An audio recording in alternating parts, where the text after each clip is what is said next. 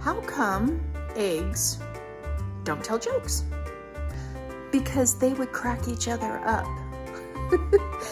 Speaking of eggs and baking, something I love to do is bake. I love making bread. I love making cookies.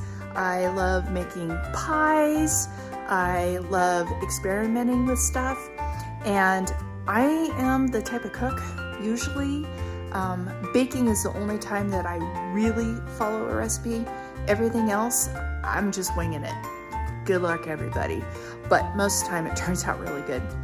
I made a meatloaf the other day, and I didn't have any ketchup, and so I thought, well, I'm gonna use Prego spaghetti sauce because the base is tomatoes, ketchup is tomatoes, and so I made it, and my dad said he didn't really care for what I did, and he asked what I did, and so I told him I just put extra onion powder and garlic powder in it, because my dad doesn't like change, and he's kind of like an old guard guy, so anyhow, I have to remake a meatloaf now, but that's something that I love to do, which is bake.